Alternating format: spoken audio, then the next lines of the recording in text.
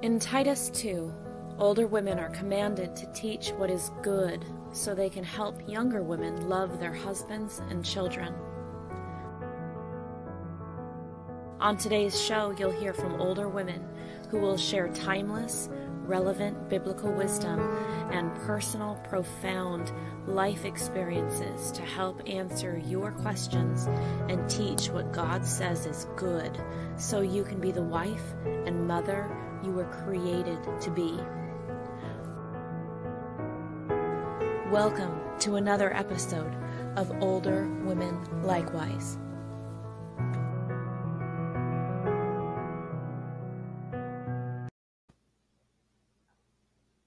Hi, Cindy. How are you this evening? Fantastic. Great to be here tonight. Great. We are so glad to have all of you viewers who are with us tonight on Older Women Likewise. We have such an important topic to talk about tonight, and Cindy has prepared a wonderful lesson for us on the reasons that we oppose abortion. And we are really looking forward to hearing what you have to say, Cindy. And we want to encourage all our viewers to listen with an open mind, open your heart to God's word, and share this program with others who also need to know these truths. Thank you so much for that introduction, Isla. Yes, I have 10 reasons tonight of why we oppose abortion. And so I just want to warmly welcome everyone, no matter what your perspective is on this controversial topic tonight. We at Older Women Likewise are humble, repentant souls who once were wandering in darkness at enmity with God for having ourselves been deceived in various ways. That is until the light of God's truth cleared up our thinking as it continues to do this day. We know what it's like to be in that position, and our only confidence is in God's word alone. And tonight we're reaching out to those who support abortion, but who have open minds and hearts and humble souls and are willing to reconsider the implications of a pro-abortion stance. So before I even get started with our reasons why we oppose abortion, we want to reach out in compassion to those who have had an abortion. We want you to know your well-being is also our motivation for volunteering to talk about this. We are not just pro-birth, we are pro-life. We don't care only for babies in the womb. We care about all children, and we care about the long-term well-being of all women, born and yet to be born. And what we mostly want you to know is that on the other side of being honest about your grave sin and taking a 180-degree turn from it toward your Savior and allowing yourself to be born again in the waters of baptism, on the other side of all of that are indescribably wonderful things, such as God's absolute clean slate forgiveness, a brand new, beautiful life in Christ, a church family with arms wide open, ready to hug your neck, and a beautiful reunion in eternity with the soul of the child that you aborted before you knew the truth. We have sisters in Christ who can testify to all of this, having repented of this themselves. Know that we oppose abortion, but ultimately we are on your side. And that's why we're willing to be hated by some for speaking the truth on this topic here today. So the first reason why we oppose abortion is because God exists. If God didn't exist, then nothing would matter, including abortion, because if God doesn't exist, right and wrong, of course, would not exist. And we humans are merely physical objects that defied the laws of science by coming into existence from nothing. So if God does not exist, abortionists are right. Not only is abortion irrelevant, it's really just on the same level as swatting a fly. But of course, so is the murder of any person. Your and my own mother, our spouses, or anyone else that we hold dear, if there's no God. But because there actually is a God, as evidenced by a completely mind-blowing creation, and the fact that scientifically speaking, life has never and will never come from non-life. Because there is a God, and because there is archaeological, pre-scientific foreknowledge and a vast number of fulfilled prophecies to prove the scriptures to be what they claim to be, the words of God, we oppose abortion. Because God says that every soul is worth more than the whole world in Mark 8:36. And that there will literally be hell to pay if we murder the innocent. Revelation 21:8 and Proverbs 6:16 through 19. Number two, the second reason why we oppose abortion is because abortion is excruciatingly painful. A baby's senses begin to develop in a predictable order, says a doctor named Hildelise Eils, an associate professor of psychology at Harvard Medical School and Children's Hospital in Boston. And the first to come on board, Dr. Eils said, is touch. By 8 weeks of pregnancy, a preborn child responds to touch around her lips and cheeks. By the 10th week of pregnancy, she has fingerprints. At 11 weeks, she has begun exploring her own body with from her little nest, using her mouth, hands, and feet. Ultrasound scans show babies holding onto their umbilical cords and using touch to soothe and teach themselves. In fact, Dr. Connick testified before Congress about the capacity of preborn babies to have a mature perception of pain at no later than 20 weeks gestation, saying, quote, we're all horrified by the pictures of the infants that were brutally killed by convicted murderer Kermit Gosnell. And yet we tolerate the same brutality and even worse for humans at 20 weeks of development. Imposing pain on any pain-capable living creature is cruelty. And ignoring the pain experienced by another human for any reason is barbaric. We don't need to know if a fetus experiences pain precisely in the same way that we do. We simply have to decide whether we're going to choose to ignore the pain of the fetus or not. It is entirely uncontested in the scientific and medical literature that the fetus experiences pain in some capacity from as early as 8 weeks, unquote. And you can find that article at lifenews.com under the title Medical Expert Confirms Unborn Children Feel Excruciating Pain During Abortions. There is no question that the sons or daughters who have been aborted have felt excruciating pain. The only question is, how long did the pain last, and what were her thoughts as she or he, at her own mother's request, was murdered? For this reason, we stand firmly against the dismemberment of completely feeling, living sons and daughters being stabbed with poison, delimbed, and having their skulls crushed, especially now that we know that this causes excruciating pain in a feeling person. Just because the screams of pain are not audible from these innocent victims, how could any person be in favor of this fiendish action? Tonight, we are hoping that everyone with a merciful heart will find their voice and join us in speaking out on behalf of the voiceless, as Proverbs 31:8-9 instructs us. James 2:26 says, quote, "The body without the spirit is dead," unquote. So obviously, where there is life, there is a spirit present. This brings us to our third reason for opposing abortion. Number three, we oppose abortion because every preborn son or daughter is a person. You've been lied to if you've been told abortion is nothing more than a medical procedure like removing an appendix, and that your sweet yet to be born baby is nothing but a blob of cells. Mucus could be described as a bundle of cells, but your preborn son or daughter is worlds more than that. If a preborn child is a clump of cells, then so is every adult. Here's why I say that. Your child has DNA unique to him or her from the very moment of fertilization. because you see, it is at that moment when the genetic information from her mother or father combines together.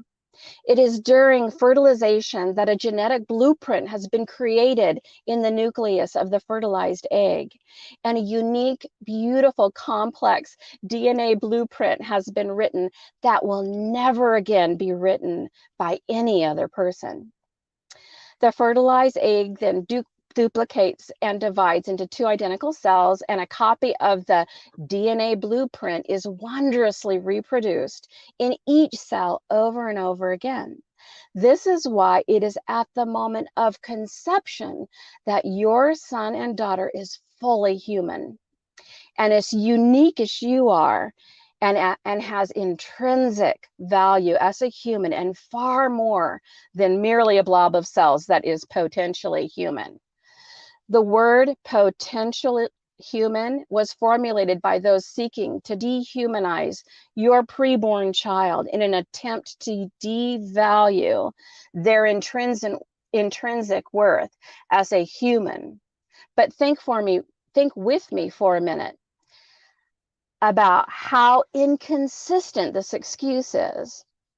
It is punishable by law to do harm to a potential eagle or sea turtle egg. That is, that pre-hatched eagle egg or sea turtle egg. Endangered species should certainly be protected, and I would call law enforcement too if someone was intentionally stomping endangered sea turtle eggs of potential sea turtles. But something evil is at play when the intrinsic value of a pre-hatched endangered animal is recognized, but a preborn human is entirely dispensable and unprotected by law. Beyond unprotected by law, parades of women now hold signs that celebrate a mother's freedom to hire someone to delimb and crush the skull of their 9-month-old preborn daughter. To those who are listening to this program and are proud of your abortion, in order to help you realize the humanity of the personhood of your aborted preborn son or daughter, I ask you this: do you ever wonder what could have been? Do you wonder if your daughter would have had a voice just like yours, so that when you would have spoken or sung together, it would have been almost indistinguishable? I wonder if she had eyes the color of your mother's, or the exuberant, contagious laughter of her aunt. What would have been her favorite flavor of ice cream, or her favorite song? With whom would she have fallen in love? What would have been her love story, and whom would she have married? What good might she have contributed to this world?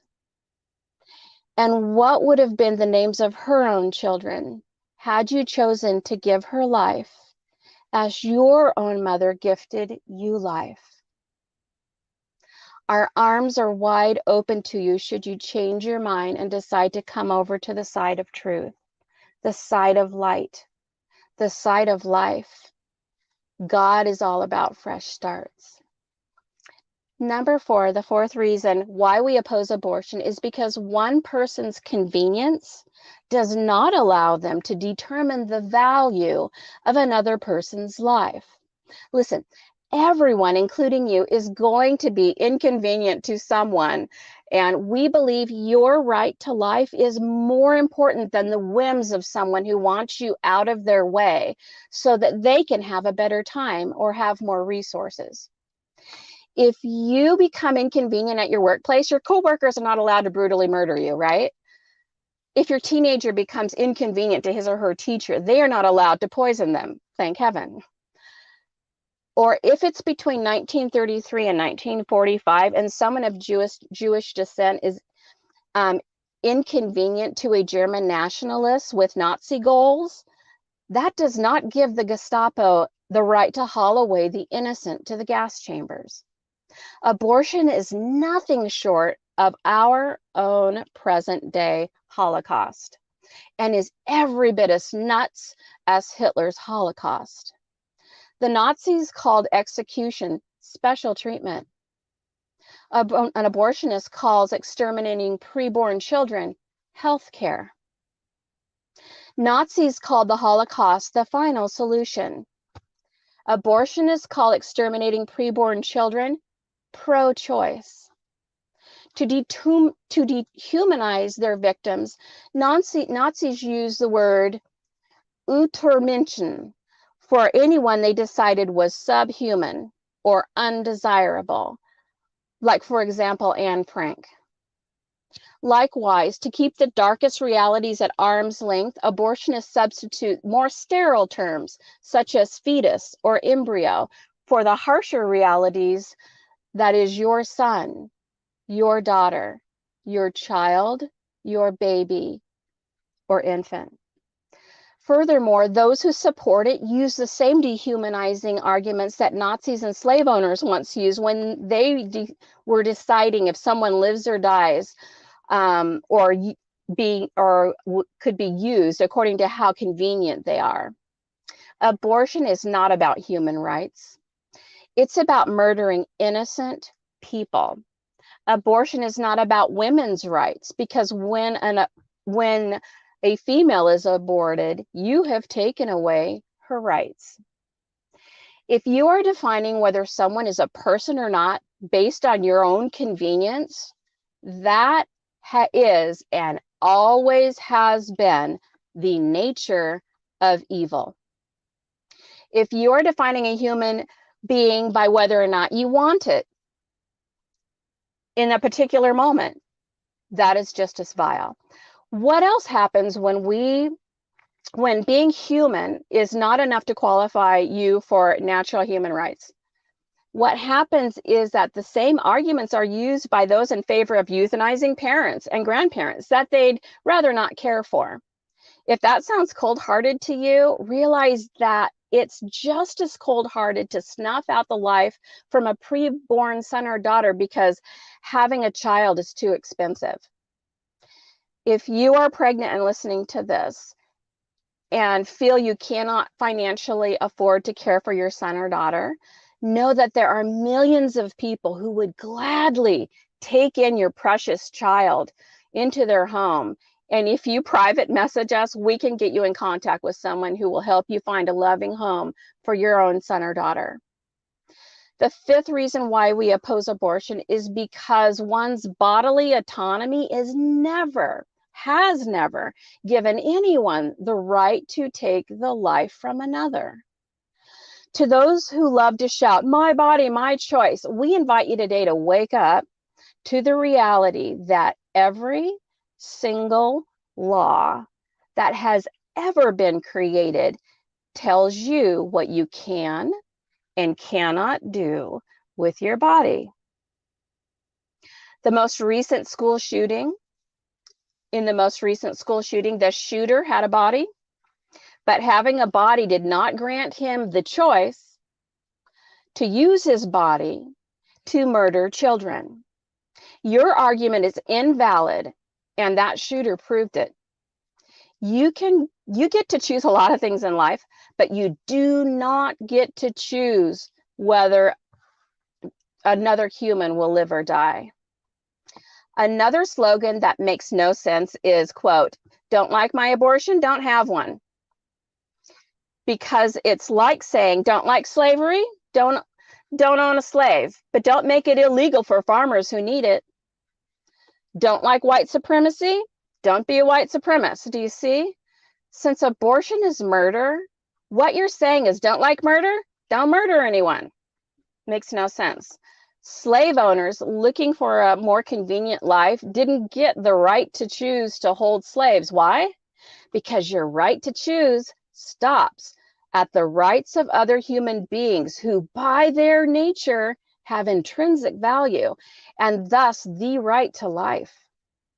If a parent has the right to choose to murder their preborn son or daughter, why should other parents be punished if they decline to feed or clothe or shelter their children? Are you taking away their autonomy by expecting them to use their bodies to care for their own flesh and blood? Are you forcing them to use their bodies to do such? To the My Body, My Choice crowd, are you not telling these parents what they cannot do with their bodies when you say that they cannot use their bodies to withhold food from their son or daughter? To those who say, keep your laws off my body, or keep your laws out of my uterus, or the government should not tell women what to do with their bodies, unquote. Civil societies expect parents to meet their innocent, defenseless, and vulnerable children's needs. In fact, the more vulnerable and dependent the weak the child is, the greater the parent's responsibility. And a positive pregnancy test means that you've made the decision that led to what you knew it could lead to, and that is creating life. It means you're a parent now. And as a parent, you have responsibilities to your son or daughter. Even pro-abortionists condemn parents who neglect and abuse their children.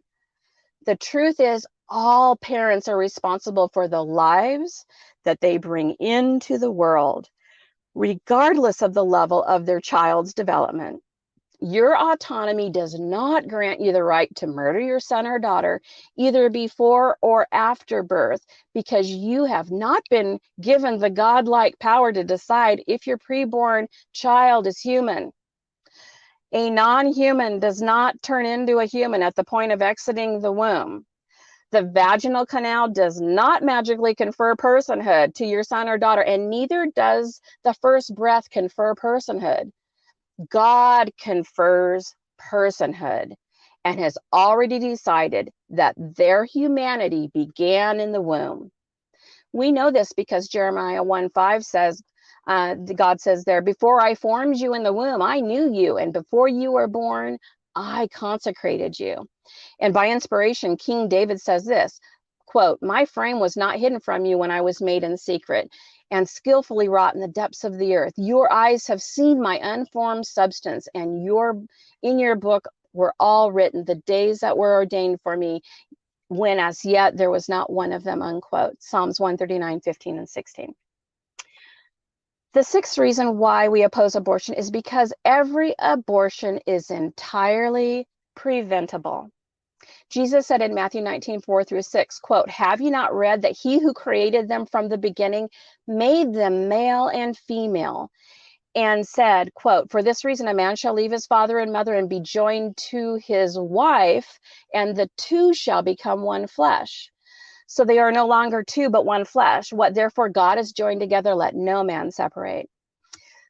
So here's God's plan in a nutshell for ending the abortion controversy. Colossians 3:5-6 says, instead of putting to death our sons and daughters, we are to, quote, put to death whatever is worldly inside you: sexual immorality, uncleanness, lust, evil desire, greed, which is idolatry.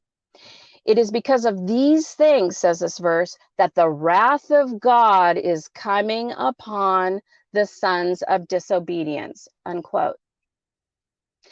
So the simple answer is almost too obvious to be stated. If we, God's creation, acknowledge God's obvious existence and followed his laws prohibiting taking the life of the innocent and prohibiting all sexual recklessness, abortion would never happen again.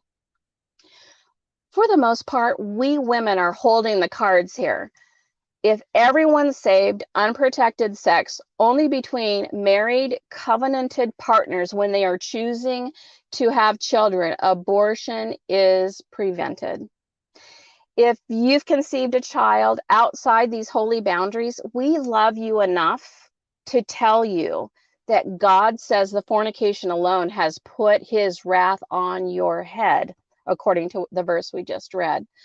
And the solution, there is a solution, and it's this: draw near to him by honoring the sacredness of sexual intimacy and refraining from adding to that sin the murder of your preborn son or daughter. Again, there is a God, and no matter how much sex is made the culture's primary focus, and no matter how many children are sacrificed to the false god of sexual recklessness, sex is not God. Sex within the holy covenant of marriage is certainly a gift from God, but only God is God. And he has all the answers that we need to prevent, resolve, or cope with every single social dilemma mankind faces. But be warned, if we ignore his answers, he himself declares that his wrath falls heavily on those who abort children. Amos 1:13, Proverbs 6:16 through 19. The seventh reason we oppose abortion is because it brings out the worst in men. Abortion is about avoiding responsibility and enables men to more easily use and dispose of women. How unjust that women who are in favor of abortion are using identity politics to attempt to close the mouths of half the population. That is, concerned men who speak up against the dismemberment of completely living, feeling sons and daughters, some of whom are their very own flesh and blood. This silencing of men because of their gender is sexist. And the slogan, "No uterus, no opinion," attempts to make voiceless these voices of reason. Listen, we all benefit when everyone is allowed to take a moral stance on any concern for the well-being of others. The only thing necessary for the triumph of evil is for good men to do nothing.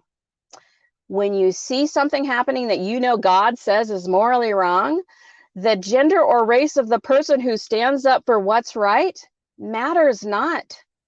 For example, if wealthy white men who fought against enslavement of Black people had been silenced from speaking up because they weren't Black, the Emancipation Proclamation would not have happened in 1863, freeing the slaves. This nation's greatness is measured by how it treats its weakest members. And right now, these weakest, most vulnerable members of our nation are our preborn babies. So we as women want to thank the courageous men who have joined us in supporting the most vulnerable among us. Your vocal stand in protection of the weak has brought out the best in you. May God bless you for that. The eighth reason we oppose abortion is because we'd rather our civilization not implode. You'll not likely hear this in history class because your public education at present has an entirely different agenda.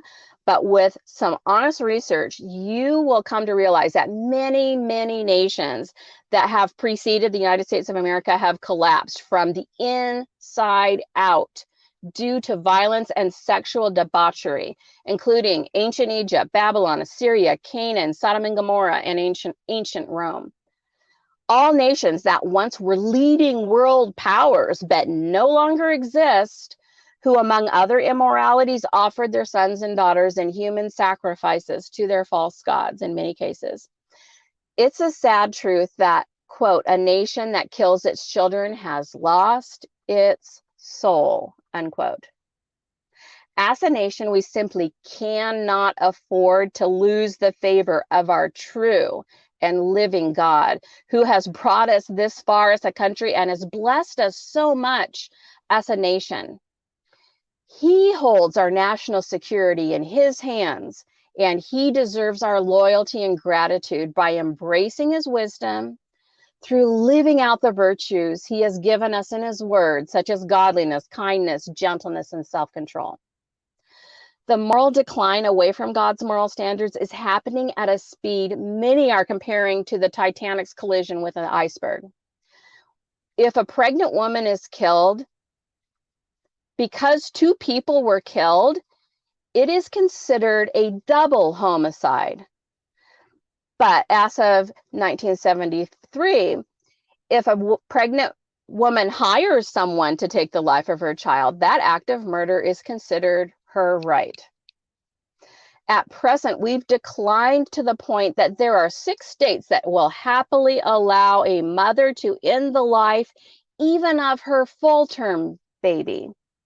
According to the World Health Organization, every year in the world, there are an estimated 40 to 50 million abortions. This corresponds to approximately 125,000 abortions every day. In the USA, where nearly half of pregnancies are unintended and 4 in 10 are terminated, 4 in 10 of these are terminated in abortion. In the United States, there are over 3,000 abortions every day. 22% of all pregnancies in the USA, excluding miscarriage, end in abortion, according to worldometers.info. Obviously, being in the womb is the single most dangerous place that a person can be at present. Surely this is the gravest of sins and the biggest stain of all on America. It's a familiar cycle of any nation that has lost its soul. Quote, first we overlook evil, then we permit evil, then we celebrate evil, then we persecute those who still call evil evil. Now trending are mothers who take pride in celebrating the freedom to legally dismember their own flesh and blood. The slogan, shout your abortion crowd, openly showcases their abortions and encourages all women to do the same. As vicious as the murder of full-term infants is, the nature of moral decline is that it never stops, but only proceeds from bad to worse. Women now even use abortion as a kind of status symbol to prove their loyalty to the left, and sadistically market abortion by highlighting all the good that happened in their own lives for having ended the life of their son or daughter. You'll find them online beaming about how great their abortion was, or casually talk about the violent death of their son or daughter with as little gravity as one would talk about running an errand. To pro-abortionists, I'll ask this: are you sure you want to live in a culture where everyone feels good about doing this to their own flesh and blood? Surely you realize it won't stop at preborn children, right? It won't stop there, because it's not just children that get in the way of living the life that people want. When all that matters is getting people out of the way so that you can get what you want, this is the very selfish, perverse, violent mindset that will destroy civilization if the culture does not do an immediate 180-degree turn back to God. Without this return to God, the question then becomes, how barbaric of a world would you like to leave your children? Get used to school shootings, because the truth is, when we remove inherent value from an unborn child, we are also devaluing every human life and are literally destroying our civilization. The 9th reason we oppose abortion is because it's completely unjust for the innocent to get the death penalty for the guilty. When a child dies because of his or her parents choosing to be sexually reckless, the innocent has been given the death penalty because of the guilty and instead of the guilty. When a child is conceived, in every case, the convicted rapist has committed a crime that is worthy of death. Simply put, we are for capital punishment, but are anti-abortion because people who sexually abuse children, rape or kill people, should be killed. But babies who have not killed people should not be killed.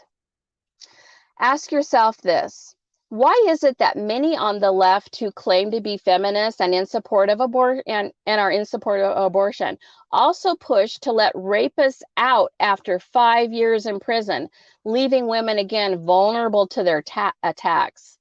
Can you see what that inconsistency reveals? The truth is, the greatest deterrent to rape is the swift death penalty to all convicted rapists. And upon their death, the victim and the child conceived by rape should be financially supported with whatever material resources the rapist leaves behind. None of this will, of course, make up for the victim being raped. I wish there was something that could undo rape, that could unrape a woman and take away the trauma of those memories. Abortion doesn't do that either. When it comes to children conceived in rape, what is the right thing to do? The answer to that question begins with this fundamental question. Is your and my human right to life grounded in our being human, or is our right to life grounded in the circumstances under which a human was conceived? The voices of rape victims have a lot to say on this topic, but all too often they go unheard. LifeInstitute.net gives these women an opportunity to speak for themselves, and this is what they say in their own words, quote, "Those encouraging abortion for rape victims often do so because they are uncomfortable dealing with the issue. We are encouraged to think that destroying the baby solves the problem. It's seen as a quick fix, but it avoids dealing with the woman's true emotional, social, and financial needs." The writer goes on to say, "I, having lived through rape and also having raised a child conceived in rape, feel personally assaulted and insulted every time I hear that abortion should be legal because of rape and incest. I feel that we're being used by a pro-abortionists to further the abortion issue, even though we've not been asked to tell our side," unquote. Another site that gives victims of rape an opportunity to tell their side, who have experienced the torment of being sexually attacked and conceiving a child, is the website afterabortion.com. In an article called "Abortion Doesn't Help Rape Victims," say women who have been raped, who have been there, they and others in their situation would argue that, first off, rape does not make their baby any less valuable. People conceived in rape can go on to live a life that brings much light into the world. These women would argue that the fact that their children were conceived in rape does not make them any less human. They would argue that rape does not make murder right, and that despite how excruciatingly painful the crime committed against them is, that they say, "We are glad we did not murder an innocent bystander." If you let these women speak, many will tell you stories of how they not only bonded deeply with their child born by rape, but some have even found the birth of their innocent child to give them great purpose and to be among their greatest comforts in life, in healing from the trauma of rape. Their stories teach us all that love is self-sacrifice, not child sacrifice. My life experience has been different than these women, but I can say that I know what it's like from firsthand experience to give birth not once, but to 2 full-term children only because it was the right thing to do. And I'll see those children again in the afterlife someday. And I've spoken openly about these stories on my Nomad You and I podcast. But I'm here to say it's hard, but doable, and I have no regrets and a clear conscience. So we're all different. We are all different, and our stories are all different. And certainly not all women feel they could raise the child conceived in rape, and I totally get that. That brings us, though, to our 10th reason for opposing abortion, and that is this: we oppose abortion because it prevents the better option, adoption. Abortion is completely unnecessary. Many women who have chosen abortion consider it the worst decision in their life and regret that decision more than any other decision that they've ever made. And they'd give anything if they could only reverse it. There is no good reason why a life as precious as your own should be snuffed out when your son and daughter could be delivered whole and alive and be gifted life, and also be a gift to an adoptive family. If you won the lottery for $50 million, does the ticket have value even before you turn in the money? Even before you turn it in for the money? Your child has intrinsic value even before he or she is born. Treat your unborn child the way that you would want to be treated. Have mercy. Every time you see your own belly button, it's a reminder that you were once connected to your mother who chose to give you life. Give your child life. Listen, if I've given you some things to think about today and you feel yourself being pulled toward a more godly, culturally preserving worldview, you're not alone. Statistics show that many people start changing their mind as they age and mature because of the decades of observation with their own two eyes of what their previous worldview looks like after the ripple effects it causes in the personal and in personal lives around them. God has put within you a deep desire to fight injustice, but sometimes that fire gets misdirected and can actually result in hurting many others. So we're inviting you tonight to look around the world, and instead of promoting the horrible things we've talked about tonight, use your warrior princess spirit to make the world a better place by helping women or children who are neglected, abused, or trafficked, and so on. Let's empty the foster care system, one adopted child at a time. Let's stand up and be counted at every election and vote pro-life. No excuses. We need your warrior princess self over here on this side where life is beautiful under the favor of a merciful, forgiving God. Thank you for joining us tonight, and have a blessed evening, dear ones. Good night.